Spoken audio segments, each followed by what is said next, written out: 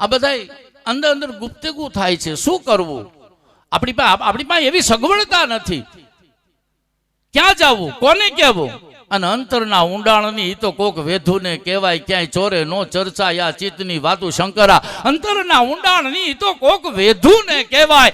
આવા વેધુ રાજપૂતોને ભેગા કરી અને બેસી અને જામ રાવળે આ ગોઠડી માંડી હશે અને પોતાને પરસેવો કદાચ વળવા માંડ્યો હશે. બાપ ઈ જેઠવાવની તોપું ભાળી અને પરસેવો વળવા માંડ્યો હોય અને ઈ વખતે સભામાં બીડું ફેરવે છે કોઈ?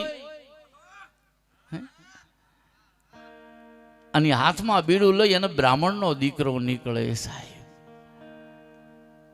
બ્રાહ્મણનો દીકરો હાથમાં બીડું લઈને નીકળે ને આમ ચારે બાજુ ફરતો ફરતો હાલો જાય. કહું કે બધાય ને સિંહના મોઢામાં કોણ હાથ નાખે? ક્યાં જાવ? એને આ તો જેઠવાની તોપોની સામે લાગી જવાનું હતું. કદાચ ઝાટકાના ખેલ ખેલવા હોય તો ખેલી નખાય, પણ આ તો અમથે અમથું ભીડાઈને મરવાનું હતું. આ નથી કરવું. બધાય રાજપૂતો એકબીજાની સામે જોવા માંડ્યા કે આપણાથી નહીં થાય, આપણાથી નહીં થાય. અને બ્રાહ્મણનું માથું સાહેબ ધડની માથે ડોલવા માંડ્યું. કારણ કે બીડાનો તો નિયમ છે. મને દિલ્હીની કચેરી યાદ આવી સાહેબ. દિલ્હીની કચેરીમાં જ્યારે ચોપદાર હાથમાં બેડું લઈ અને દિલ્હીની કચેરીમાં ફરે છે અને બીડાની માલિપા અકબર બાદશાહ એક સવાલ મૂકેલો છે સાહેબ કે એક ગુલાબનું ફૂલ મૂક્યું છે અને ગુલાબના ફૂલની પાંદડીઓ કેટલી છે, इसमें कितनी पतियां है? हमारा बचबापू બહુ સારી વાત કરતા સાહેબ. इसमें कितनी पतियां है बताओ. એ હાથમાં આમ બીડું હાથમાં લઈ અને ચારે બાજુ ફરતે કોણ બતાવી શકે? એને કોણ કહી શકે?